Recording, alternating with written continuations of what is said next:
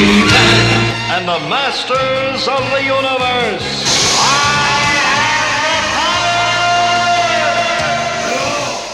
Welcome to Valhalla. This is Thor's lift, Thor's hammer lift. Loading pin, hilt attachment, straight cylindrical steel with no knurling whatsoever. Totally hardcore. Wrap your hand around it and use all your power. And if you are worthy of Asgard, you will lift the weight. 65 kilos, here we go. Ooh. Ooh. Ooh. Yeah! Yeah, alright guys, so this lift is like the thing of legends. It's like pulling the sword from the stone or lifting Mjolnir, Thor's hammer, off the floor. Is a great grip and forearm strength developer.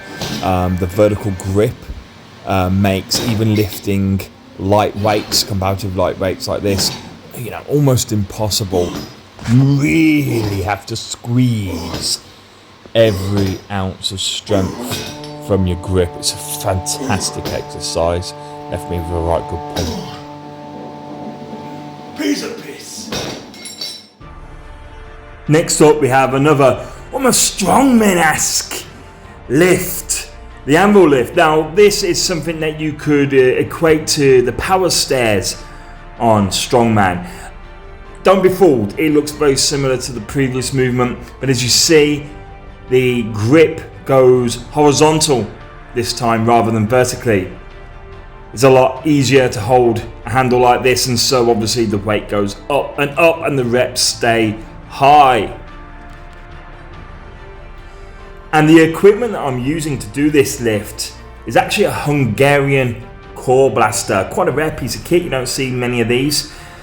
These were made popular by the Hungarian shot put team. Lifted in this manner, it mimics the sumo squat, but as you can see, there's a good swing to those weights, and that's why it's so good at building up the core. A tremendous amount of core strength can be developed using this piece of kit. You need those big strong abs, big strong torso to be able to control that swing and control the movement of the bar. And then we moved on to the compound exercise of today's workout, that being deadlift. Now I am a sumo deadlifter. The style which you deadlift is really determined by your skeleton, by your build, the length of the legs, according to the sort of length of the torso. There is actually a formula out there that allows you to work out whether you should lift sumo or conventional. Now what I've done here, it is obviously a lightweight. I'm obviously doing a lot of volume. I think I do 20 reps in this particular set. But the keen-eyed amongst you will notice that I am using something called fat grips on the bar. So that's blue rubber grips where I have my hands, and what they do is essentially thicken the bar. So instead of being the bar's normal thickness, the functional thickness of the bar, that what I'm having to work with, is essentially the same width and diameter as a Coke can.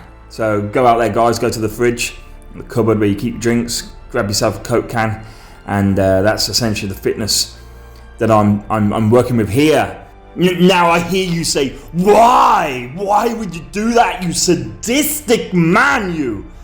Well, it's a great developer for grip strength.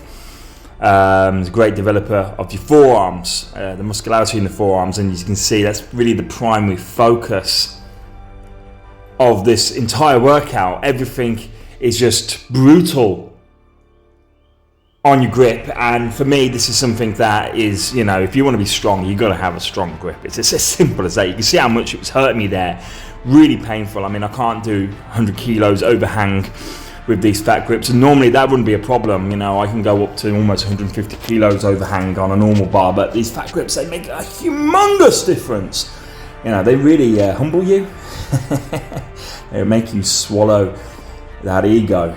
That's really what it is. The key to becoming a good lifter is learning how to swallow your ego and do what you need to do sometimes over what you kind of really want to do. Everyone wants to be Flash. Everyone wants to be a bodybuilder.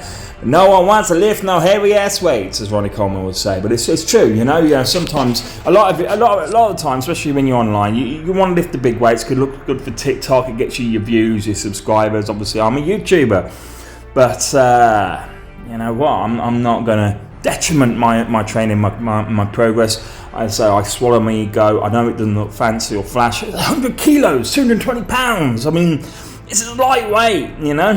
And yeah, okay, I'm doing, 4 sets of 12 on here. But regardless, that's easy. I mean, I could do that pretty much as a teenager, you know.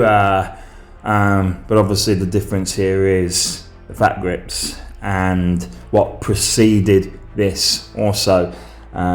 It's what transforms the movement.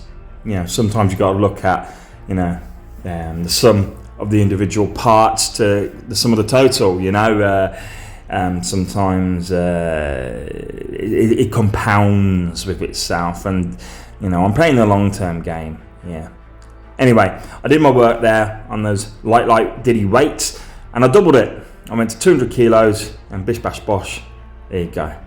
Nice and smooth, lovely jubbly. Well, that's it for me now, guys. So that was all I did for this particular workout.